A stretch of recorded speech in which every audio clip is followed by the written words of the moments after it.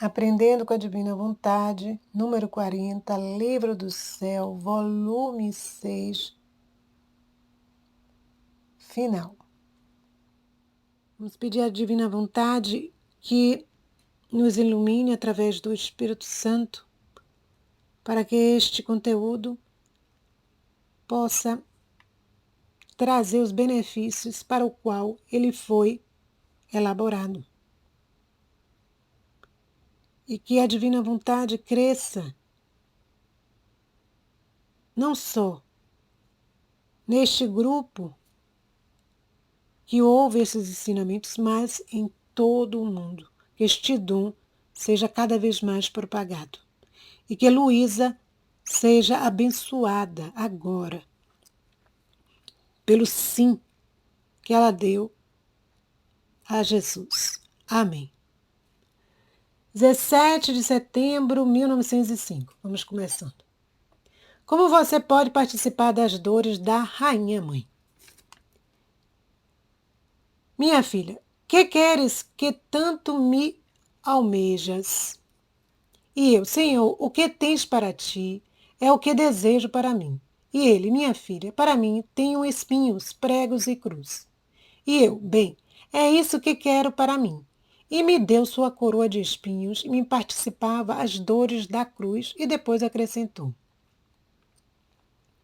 todos podem participar nos méritos e nos bens que frutificaram das dores de minha mãe. Quem antecipadamente se coloca nas mãos da providência, oferecendo-se a sofrer qualquer tipo de penas, misérias, enfermidades, calúnias e tudo que o Senhor disponha sobre ela, venha a participar da primeira dor da profecia de Simeão. Quem atualmente se encontra nos sofrimentos está resignado e está mais estreito comigo. Não me ofende, e como se me salvasse das mãos de Herodes, e são e salvo me conserva no Egito de seu coração. Participa da segunda dor. Quem se encontra abatido de ânimo, árido e privado da minha presença, está firme e fiel aos seus habituais exercícios. Aliás, procura a ocasião de me amar e buscar-me mais, sem se cansar, nem participar dos méritos e bens que adquiriu a minha mãe no meu extravio. Quem, em qualquer ocasião que se encontre, especialmente de me ver ofendido gravemente, desprezado, pisoteado, e busca reparar-me, compadecer-me e rogar por aqueles mesmos que me ofendem, é como se encontrasse naquela alma minha mesma mãe, que, se tivesse podido libertar-me dos meus inimigos, e participasse na quarta dor. Quem crucifica seus sentidos por amor de minha crucificação e tenta copiar em si as virtudes de minha crucificação, participa do quinto. Quem está em contínua atitude de adorar, de beijar minhas chagas, de reparar, de agradecer, e mais em nome de todo o gênero humano, é como se me tivesse em seus braços, como me teve minha mãe, quando fui desposto da cruz, e participa do sexto sofrimento. Quem se mantém em minha graça e me corresponde, e não dá a nenhum outro albergue no próprio coração, senão a mim só. É como se me sepultasse no centro do coração e participa do sétimo. Então aqui todos podem participar dos méritos e nos bens que frutificaram das dores de minha mãe. E aí Jesus vai enumerando. Então, quando nós acompanhamos Jesus na sua paixão, nas suas dores, e ele vai designando aqui, ele vai classificando aqui quais são essas dores, como repará-lo, nós só temos a ganhar. Só temos a ganhar. Por quê? Porque o Senhor está nos dizendo que bem-aventurados és meu filho, em Mateus 16. Porque não foi a carne nem o sangue que te revelou isto, mas meu Pai que está nos céus. O Senhor revela agora o quê? O seu querer, como nós precisamos adorá-lo, glorificá-lo, repará-lo. É uma maravilha. Temos Jesus como este professor que nos explica as coisas. Obrigada, Senhor. Quanta bondade. 10 de outubro de 1905. O sinal de que a alma está perfeitamente estreitada e unida com Jesus é se está unida com todos os demais. Pego esse trecho aqui embaixo. O sinal de que a alma está perfeitamente estreita e unida comigo é se está unida com todos os próximos. Assim como nenhuma nota discordante e mesclada deve existir com aqueles que estão visíveis na Terra, assim nenhuma nota discordante de desunião pode existir com o invisível Deus. Então aqui nós vamos ver o quê? Que Jesus nos chama o quê? A uma unidade, a uma concórdia com os irmãos. Assim como nós devemos lutar para que no ambiente onde nós estivermos haja paz, embora saibamos que nem todos vão contribuir, né, para que haja paz. Mas da nossa parte nós precisamos ser um instrumento de paz. Então aí ele nos diz assim como vocês devem ter esta unidade, esta paz com os outros, as outras almas aqui na Terra, assim também essa unidade deve ocorrer com o invisível, que é Deus. Porque é um reflexo, né? O nosso relacionamento com Deus é um reflexo, normalmente, do quê? Do relacionamento que nós mantemos com os nossos caros, com as pessoas mais próximas e até com os desconhecidos, aqueles menos próximos. Então, é a forma como nós devemos nos relacionar. O Senhor nos chama a essa atenção. E buscarmos sempre abençoar, como Santo Ambrósio dizia. A força da bênção é maior que a força da natureza, porque a bênção muda até a natureza. Então, quantos de nós temos pessoas que não gostam da gente, que não simpatizam, ou até tem pessoas que têm inimigos mesmo. Mas nós precisamos o quê? Abençoar. Porque Santo Ambrósio nos alerta, a bênção tem esse poder de mudar até a natureza, minha filha, natureza das coisas. Se o ambiente é hostil, não é um ambiente de partilha, de amizade, tem tantos ambientes que são difíceis, mas Deus diz assim, abençoa. Qual é o mérito se a gente só abençoa quem nos abençoa? Não tem mérito nenhum. Quem nos faz o bem, não tem mérito nenhum. Mas quando nós vencemos a nossa própria natureza, né? E abençoamos aquele que nos amaldiçoa, nos quer o mal, não gosta da gente, nós estamos suplantando, né, a natureza que se revolta, né? Ela quer pagar com a mesma moeda. E o Senhor disse, não, vamos abençoar. Santo Ambrósio nos explica isso. Que bênção, né? Então vamos lá. 12 de outubro de 1905. O conhecimento de si mesma esvazia a alma de si mesma e a enche de Deus. Vamos ver aí que conhecimento é esse? Minha filha, o conhecimento de si mesma esvazia a alma de si mesma e a enche de Deus. E não só isto. E não só isto. Na alma há muitos armários. E tudo o que no mundo se vê, de acordo com o conceito que se forma disso. Assim, quem mais, quem menos, toma o seu lugar nestes armários. Agora, a alma que se conhece a si mesma e está cheia de Deus, sabendo que ela é nada, mas bem se sabe um vaso frágil, fétido, putrefato, cuida-se bem de fazer entrar em seu interior outras podridões fétidas, como são as coisas que se veem no mundo. Seria um louco aquele que, tendo uma chaga putrefata, vai juntando mais podridão para colocá-la sobre sua chaga. Conhece-se a si mesma, leva consigo o conhecimento das coisas do mundo. Por isso, como tudo é vaidade, fugacidade, bens só disfarçados, enganos, inconstância de criatura. Então, conhecendo quais são as coisas em si mesmas, se cuida bem de fazê-las entrar em si mesma. E todos aqueles armários ficam cheios das virtudes de Deus. Isso significa o quê? Vamos ver, vamos pedir ao Espírito Santo que nos mostre o que ele quer nos falar com este trecho. O conhecimento de si mesma esvazia a alma de si mesma e a enche de Jesus, de Deus. Mas quando? Quando ela percebe que a alma é como se fosse um lugar, né, onde tem vários armários, a alma.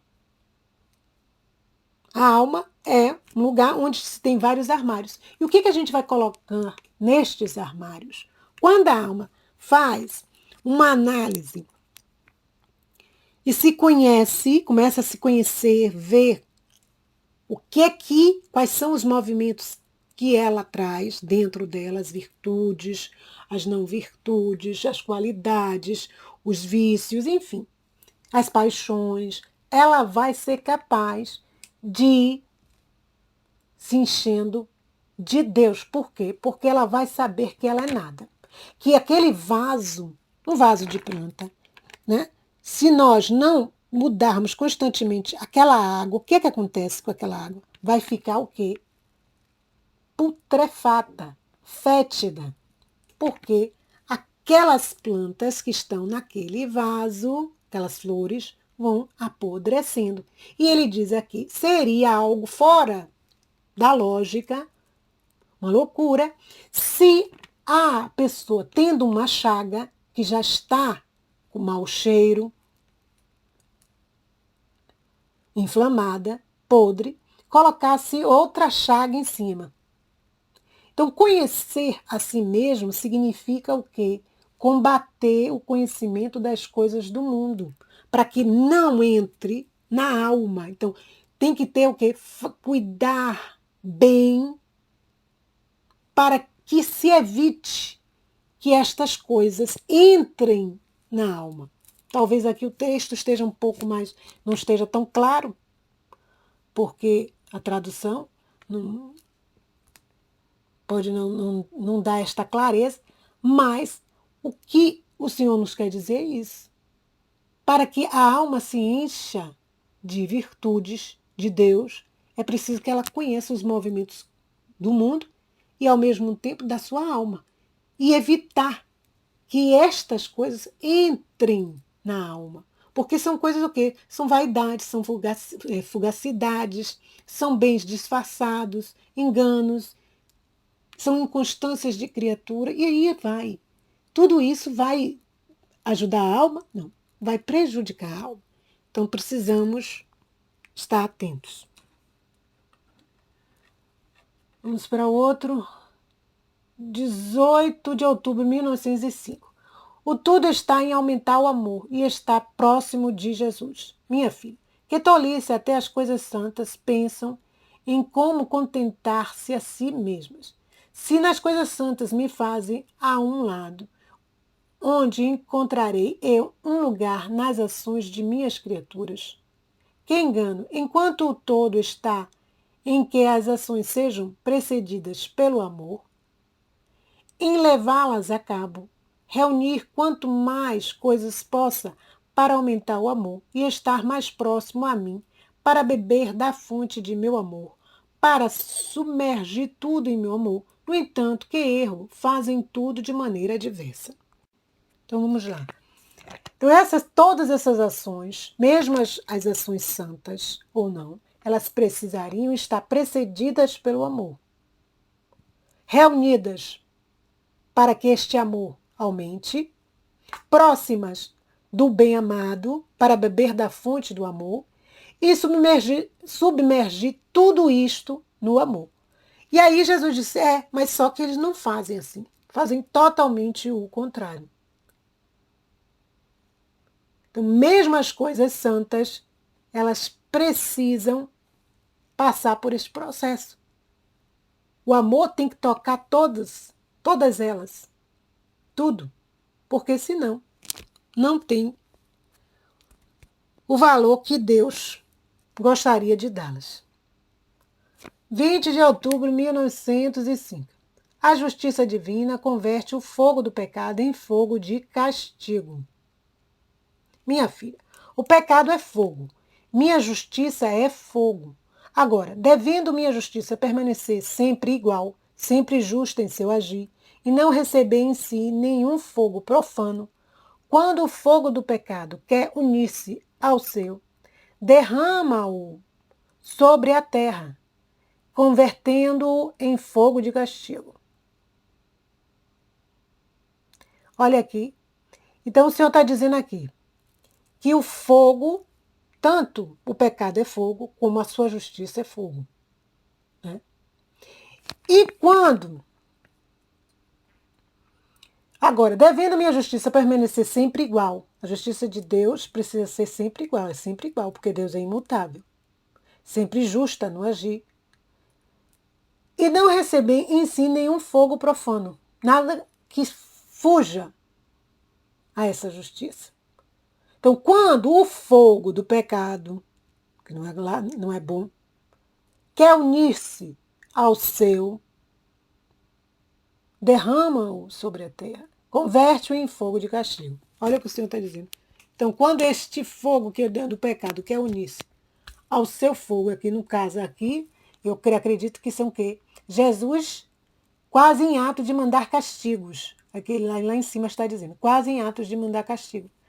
Quando este fogo da justiça une-se ao fogo do pecado, que não pode, cai sobre a terra o quê? O fogo de castigos. Quantas coisas acontecem e a gente não sabe dar nome. Porque quando o pecado sobreabunda, a graça tenta ultrapassar. Mas isso não significa que a justiça de Deus não venha sobre a terra, de diversas formas.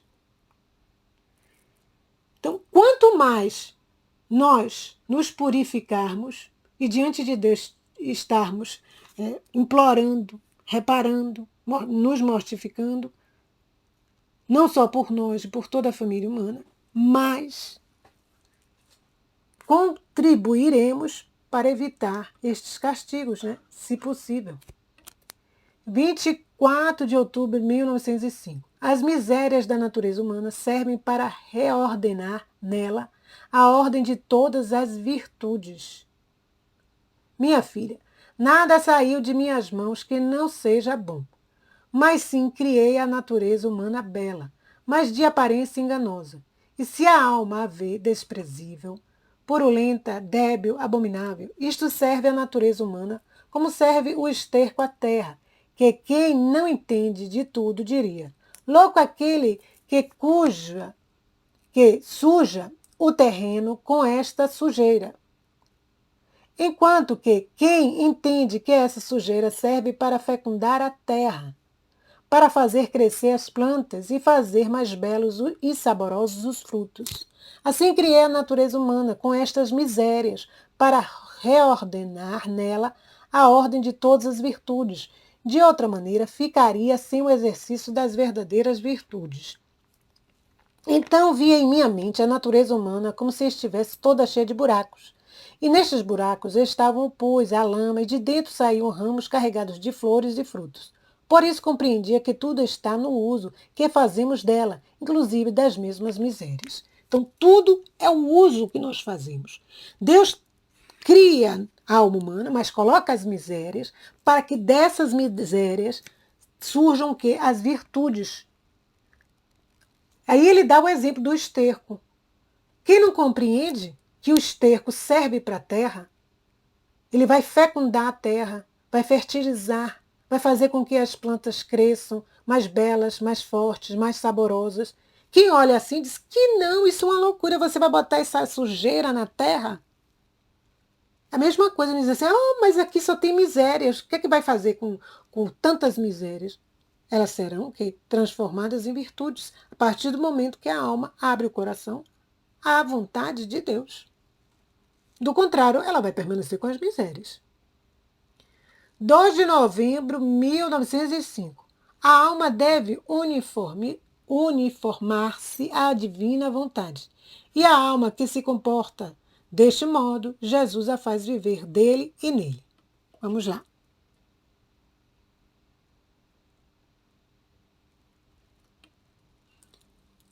Aí ele diz assim: enquanto Jesus dizia algo que está lá em cima, que eu não vou ler, ele veio e disse: ah, isso mesmo, eu sou apenas o seu contentamento. E eu encontro todo o meu contentamento em você. Então, se eu não tivesse outro, você sozinha me faria feliz. Minha filha, um pouco de paciência até que comecem as guerras, e depois nos colocaremos em ordem como antes. E eu, sem saber o que dizia, eu mesma disse: Senhor, faze-as começar. Mas rapidamente acrescentei: Senhor, enganei-me. E ele: tua vontade deve ser a minha, nada deves querer. Ainda que seja coisa santa, que não seja uniforme à minha vontade. No giro de minha vontade, quero que você gire sempre, sem sair um instante para poder te tornar dona de mim mesmo. Eu quero a guerra, também você deve querer. E com a alma que se comporta deste modo, eu faço de meu ser um círculo em torno dela, de modo a fazê-la viver de mim e em mim. E desapareceu. Misericórdia, né? A gente não entende. Mas ele estava dizendo aqui: olha, se eu quero A, você não pode querer B. Se eu quero C, você não pode querer D. Você está entendendo? Então ele diz assim: você tem que estar com sua vontade uniformizada à minha. Então, se eu lhe digo que eu vou fazer isso, mesmo que você ache absurdo, a sua natureza humana ache absurdo, não tem lógica, não tem. É a minha vontade. Se é a minha vontade, você, como uma filha da divina vontade, você tem que o quê? Ir contra? Não. Quantas vezes Luísa se colocava contra porque ela era uma alma vítima? Né? É o papel dela. Mas Jesus está dizendo aqui: a minha vontade tem que estar de acordo a tua vontade tem que estar de acordo com a minha vontade. Para que você possa ser dona de mim mesmo. Então, se eu estou dizendo que vai acontecer isso, a gente não sabe os motivos diretamente. Nós sabemos que os motivos são o quê? Muitas vezes são os pecados da humanidade, geram o quê? Castigos para toda a família humana. De diversas formas. E Jesus está dizendo: eu faço de meu ser um círculo em torno dela e de modo a fazê-la viver de mim e em mim, da alma. Jesus vai circulando esta alma. E esta alma, ela tem que aprender a viver como vivem os beatos, com uma só vontade. O que Deus quer para a terra, para as realidades nossas terrestres, todos lá no céu querem a mesma coisa. Ninguém vai se contrapor. Vai dizer: não. Olha que São Pedro, quando Jesus diz o que ia acontecer com ele, que ele ia ser entregue, que ele ia ser crucificado, que ele ia ser morto. Aí ele diz assim: não, Senhor, isso aí não vai acontecer com o Senhor, não. O que é que Jesus diz? Vai de retro, Satanás. Porque você não pensa como meu pai, você não pensa como eu, que sou Deus. Não, você não pensa, então vai de retro. Para ele ali, acho que ele parou e ficou assim, sem saber nem se localizar, né? O que é que ele tinha, ele tinha pisado na bola. E não. A vontade de Deus tem que se cumprir. Não é a minha vontade, mas a vontade dele. A gente não entende, mas é o que tem que ser. A vontade de Deus se cumprindo na terra como se cumpre no céu. 6 de novembro de 1905. Jesus, em suas penas, sua finalidade era principalmente agradar em tudo e por todos ao Pai e depois a redenção das almas. Pensando na paixão de Nosso Senhor, dizia entre mim mesma: quanto gostaria de entrar no interior de Jesus para poder ver tudo o que ele fazia, para ver o que mais agradava a seu coração, para poder fazê-lo também e eu atenuar suas penas, oferecendo-lhe o que ele mais gostava. Enquanto dizia isto, bem de Jesus, movendo-se em meu interior, me disse: minha filha, meu interior estava ocupado nas penas principalmente a agradar em tudo e por todos ao meu amado Pai. Então, primeira coisa, Jesus veio para quê? Para dar a glória ao Pai. Depois, na redenção das almas. Depois foi a redenção das almas. E a coisa que mais agradava a meu coração veio a complacência que me mostrava o Pai ao me ver sofrer tanto por seu amor, assim que tudo reunia em si. Nem sequer um respiro, um suspiro se dispersou, senão que tudo recolheu para poder se agradar e me mostrar sua complacência, sua bondade. Então Deus não perdeu nada de Jesus. Tudo, até um suspiro, um respiro. O Senhor, né? O Pai pega para o quê? Para servir como o quê? Como glória, dar glória ao Pai. E eu estava tão satisfeito com isso que, se não tivesse outra coisa, a simples complacência de meu pai me bastava para sentir-me satisfeito pelo que sofria. Então ele sofria alegremente, porque estava o quê? Dando glória ao Pai. Enquanto que, por parte das criaturas, muito da minha paixão ficou disperso. E tanta era a complacência do Pai, que as torrentes a torrentes derramava em minha humanidade os tesouros da divindade. As torrentes. Por isso, acompanhe a minha paixão desta maneira, que me dará muito gosto. Então, quando nós acompanhamos a paixão de nosso Senhor Jesus Cristo, nós estamos dando muito gosto ao Senhor. Assim como o Senhor dava ao Pai. Jesus sofria e na sua humanidade, sofrendo as penas, ele dava o quê? Glória ao Pai. E isso para ele era um tesouro inesgotável. As torrentes eram derramadas na humanidade de Cristo, as torrentes da divindade. E é isso que Deus quer fazer conosco. Quanto mais aderirmos à sua paixão, caminharmos com Ele, mais o Senhor vai derramar suas complacências sobre nós, mais Ele vai derramar os seus tesouros sobre a alma. 8 de novembro de 1905. A alma que se resigna à divina vontade chega a fazer de Deus seu alimento cotidiano. Minha filha, a alma que se resigna à minha vontade lhe sucede como aquele que, aproximando-se ao ver um belo alimento, sente o desejo de comê-lo. E, estimulando o desejo, passa a desfrutar daquele alimento e convertê-lo em sua carne, em seu sangue. Vamos parar aqui. Então, ao fazer a vontade de Deus, ele vai me servir o quê? Esta vontade. Como um alimento. Vai ser um alimento para a alma. E um alimento a gente sabe o que ela faz. Né? O que ele faz dentro da alma. Ele nutre. Ele vem reforçar o corpo, vem trazer vida.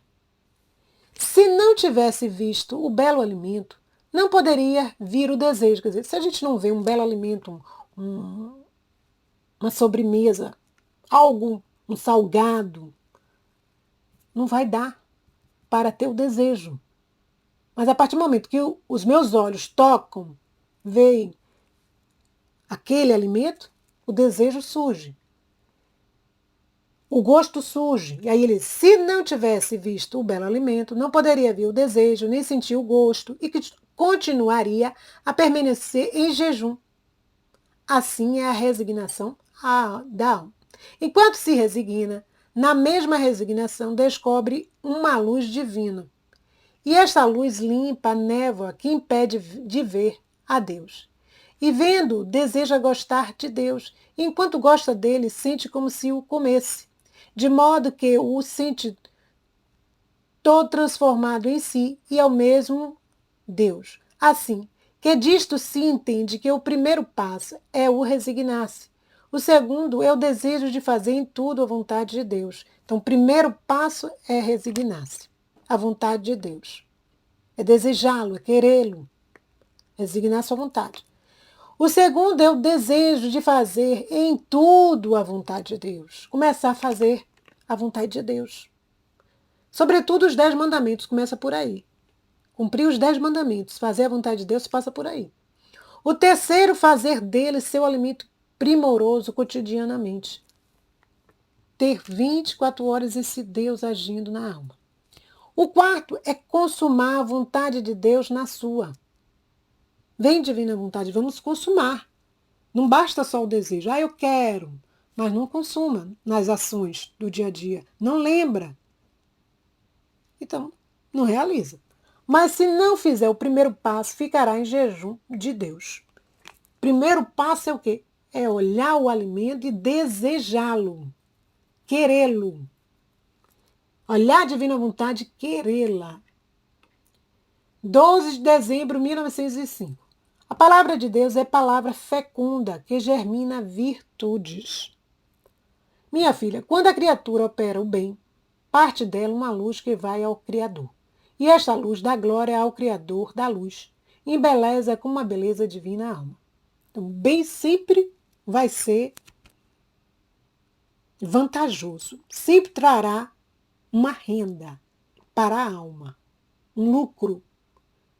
Quando a alma faz o bem, sai dela o quê? Uma luz que vai para onde? Para o Criador. Esta luz, chegando diante do Criador, vai dar o quê? Glória ao Criador da luz, da própria luz. E embeleza o quê? A alma. De uma beleza o quê? Divina. Depois o Senhor, depois viu o confessor que tirava o livro escrito por mim para o ler, e junto estava Nosso Senhor que dizia, olha, Deus acrescenta, minha palavra é chuva.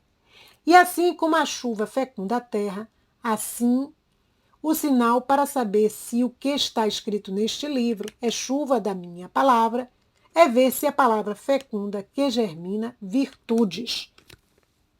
Então, Jesus é a palavra encarnada.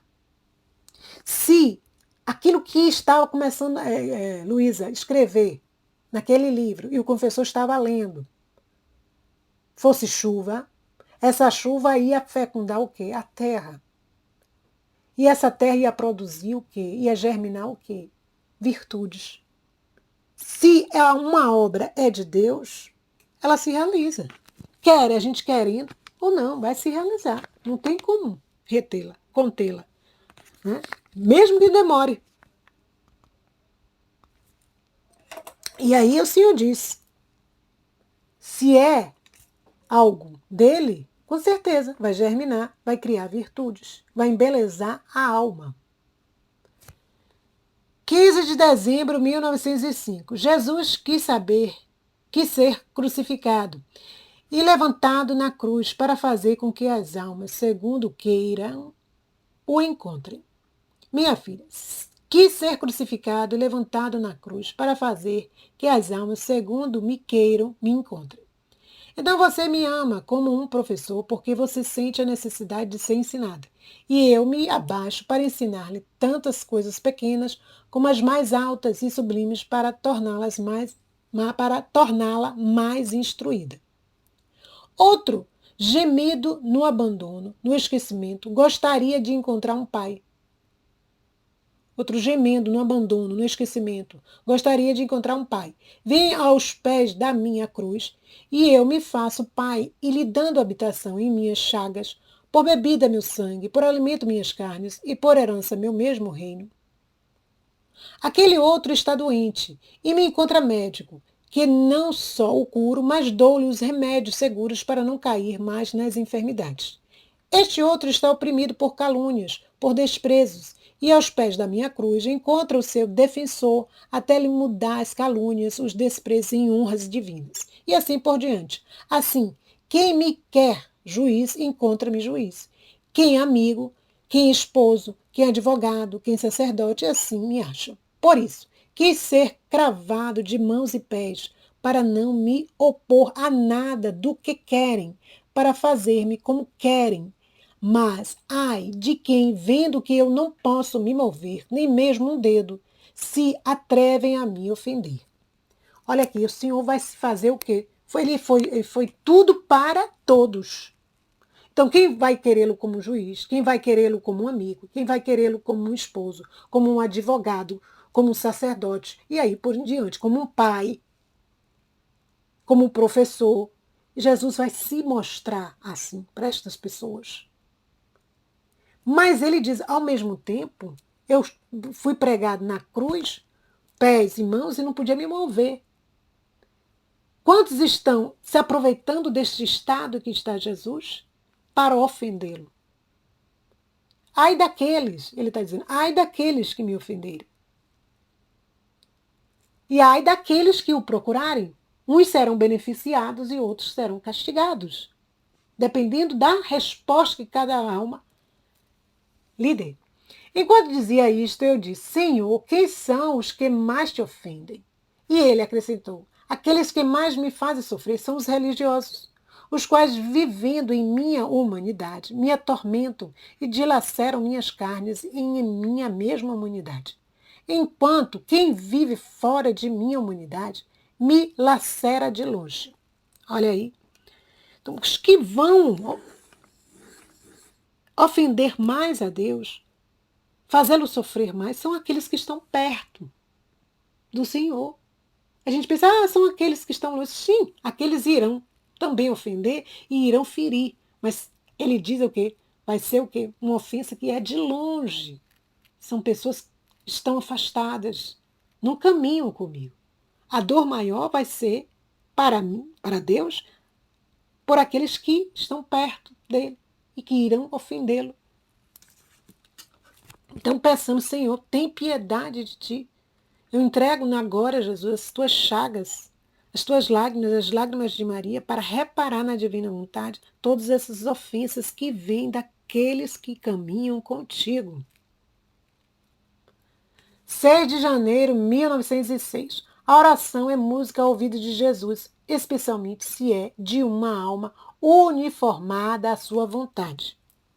Minha filha, a oração é música ao meu ouvido, especialmente quando uma alma está toda uniformada à minha vontade, de modo que não se adverte em todo o seu interior, mas que uma contínua atitude de vida de vontade divina. Esta alma é como se saísse outro Deus e me fizesse esta música. Como é agradável encontrar quem me pague com a mesma moeda e possa dar-me as honras divinas. Só quem vive em meu querer pode chegar a tanto. Porque todas as demais almas, embora fizessem e orassem muito, serão sempre coisas e orações humanas as que farão, não divinas. Por isso, não terão aquela potência e aquela atração ao meu ouvido. Que maravilha isso aqui está dizendo, né? Olha aqui que ele diz aqui embaixo. Só quem vive em meu querer pode chegar a tanto. A oração chegar como música aos ouvidos de Deus. Porque todas as demais almas, embora fizessem e orassem muito, serão sempre coisas e orações humanas as que farão, não divinas. Por isso, não terão aquela potência e aquela atração ao meu ouvido. Então, quando nós oramos na divina vontade, quando nós fazemos os giros, quando nós reparamos o Senhor, reparando com as horas da paixão, quando meditamos os 31 dias com Nossa Senhora, com Maria, no reino da divina vontade, e fazemos todos esses atos, os nossos atos cotidianos na divina vontade, tudo isso chega como uma oração ao Senhor e chega com uma tonalidade agradável, vai agradá-lo e com uma potência muito maior do que aquelas orações, do que aqueles atos feitos só na vontade humana. 14 de janeiro de 1906. Jesus forma sua imagem na luz que sai da alma. Na luz que sai da alma. Minha filha, eu não estou contente quando saem da alma reflexos de luz. Quero que seja luz o pensamento, a palavra, o desejo, luz as obras, os passos, e estas luzes unidas formam um sol. Vamos parar aqui. Então, o Senhor não gosta quando sai da alma reflexos de luz, só o reflexo. Não, ele quer que saia a luz. Luz no pensamento, luz na palavra, no desejo, nas obras, nos passos. Tudo se transforma em luz.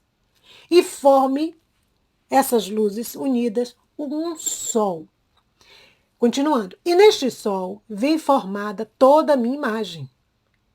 E isto acontece quando faz tudo, tudo por mim.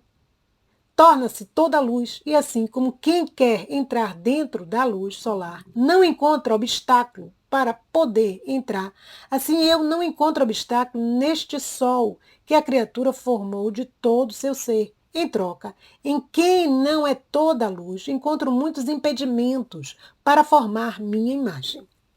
Então, eu sou o caminho, a verdade e a vida. Eu sou a luz do mundo. Se Deus é a luz do mundo, nós precisamos nos tornar o quê? Luz também. Luz. São João da Cruz, quando morreu, eu acho que eu já até falei, comentei com vocês, o corpo de São João da Cruz brilhava. Brilhava. Significa o quê, gente? Que a gente tem que trabalhar da mesma forma que trabalha Jesus, Deus. Do contrário, ele diz o quê? A alma que não apresenta essa luz, em quem não é toda a luz, em toda, encontro muitos impedimentos para formar minha imagem. Tem reflexo apenas da luz. Jesus disse, não me agrada isso. Não me agrada, não fico contente. Eu fico contente quando eu vejo que a alma ela vai começar um processo de quê? Onde ela vai transformando tudo em luz. E como é que a gente transforma tudo em luz? Só operando com Jesus em nós. Do contrário, fica difícil. Porque ele disse lá em cima o quê? Que as orações, os atos feitos na vontade humana, chegam para ele o quê? Com uma nota musical agradável, potente? Não tanto. Não tanto. Então, ele está nos chamando a atenção para que possamos fazer os nossos atos na sua vontade. Porque, como diz aqui o cardeal Roberto Sará, ele diz, a fé é um sim a Deus. Ela exige do homem que ele deixe seus deuses, sua cultura, todas as suas seguranças e as riquezas humanas para entrar no país, na cultura, no patrimônio de Deus. A fé consiste em se deixar guiar por Deus. A fé é vivida construindo a casa da nossa vida sobre a rocha que é Deus. Ele nos traz. No livro, a noite se aproxima e o entardecer já se faz. Ele mostra o quê? Que a fé, gente. Se a gente não tiver fé, a gente não vai acreditar nos escritos do livro do céu. A gente não vai acreditar na Bíblia, a gente não vai acreditar na vida dos santos, nos ensinamentos da igreja. Tudo passa pela fé. A fé é um sim cotidiano, diário que a gente dá a Deus. Né? Na verdade, aí aqui, no dia 16 de janeiro 1906. Quem vive no ambiente da vontade divina está no porto de todas as riquezas. Porto de todas as riquezas. Na verdade, ninguém pode resistir. Nem o homem pode dizer que não é verdade. Porquanto mal e estúpido não pode alguém dizer que uma coisa é outra. Que a luz é trevas. Que as trevas são luz. Só que quem a ama a abraça e a põe em ação. E quem não a ama fica perturbado e atormentado. Então, como é que eu vou dizer? Não, a luz é treva. Não, a treva é luz. Não pode. Só quem ama, abraça e põe em ação. Por quê? Porque conhece, busca conhecer. O homem que não age assim, buscando a verdade, ele vai agir o quê? De uma maneira má e estúpida. Sem inteligência. Não utilizando a razão. Utilizando ainda muito mais da razão, a fé. Se a gente não utiliza a fé, a gente fica num patamar só daqui, gente, do concreto. E não consegue passar do concreto. Aquilo que não é matéria, a gente não consegue. E não amamos. E não, por não amar, nós vamos ficar perturbados, atormentados. E como relâmpago, desapareceu. Pouco depois voltou e acrescentou: minha filha, quem vive no ambiente da minha vontade está no porto de todas as riquezas. E quem vive fora deste ambiente da minha vontade está no porto de todas as misérias. Por isso se diz no Evangelho que a quem tem lhe será dado, e a quem não tem lhe será tirado até o pouco que tem. Porque quem vive na minha vontade, estando no porto de todas as riquezas, não é maravilha que se irá enriquecendo sempre mais com todos os bens, porque vive em mim, como em sua própria casa. E eu, tendo em mim, acaso serei avarento? Não. Lhe vou dar dia a dia, agora um favor, ora outro, e nunca deixarei de lhe dar até que não lhe tenha participado todos os meus bens? Sim, certamente ao contrário. Quem vive no porto das misérias, fora de minha vontade, já por si mesma, a própria vontade é a maior das misérias e a destruidora de todo bem. Que maravilha, então, que se tem um pouco de bem, não tendo contato com minha vontade e vendo-o inútil naquela alma, lhe seja tirado? Até aquele pouco bem que tem, não tendo contato com a vontade de Deus, ela vê que é inútil, porque aquele bem é inútil. E aquele bem vai ser tirado. Por quê? Porque a alma está operando só na sua vontade. E isso não é uma vantagem, não é uma riqueza, é uma miséria. Porque a vontade humana, com o pecado original, ficou também decaída. Tudo foi transformado, foi jogado, vamos dizer assim, de cabeça para baixo. O homem não vê direito como via, não ouve como deve ouvir, não sente como deve sentir, suas emoções são confusas, seus pensamentos, não é nada claro, nada nítido. Porque se opera com a vontade humana. Peçamos a Deus, nesse final aqui, que Ele nos possa ajudar a ter um coração como o dele, como o de Jesus. Porque o Senhor aqui, ó, em Filipenses 2,6, o que é que o Senhor nos diz? Sendo ele de condição divina, não se prevaleceu de sua igualdade com Deus, mas aniquilou-se a si mesmo, assumindo a condição de escravo e assemelhando-se aos homens, e sendo exteriormente reconhecido como um homem, humilhou-se ainda mais, tornando-se obediente até a morte e morte de cruz. Peçamos ao Senhor que ele nos dê a graça de valorizar este dom que o Senhor está trazendo para a humanidade. O quanto antes, porque quem vai garantir que quando todos forem chamados pela nossa Madre Igreja a celebrar o dom da divina vontade, como nós celebramos hoje, o que atualmente a festa da misericórdia, nós podemos garantir que estaremos aqui ainda na Terra. Então, se nós já estamos tendo a graça, a honra de entrar em contato com esses escritos, glória a Deus. Vamos adentrar, vamos tentar conhecer, tirar o melhor e maior proveito deles, a nosso favor e a favor de tantos. Não percamos tempo. Vem Espírito Santo por meio do Imaculado Coração de Maria. A paz de Jesus e o amor de Maria. Até a próxima.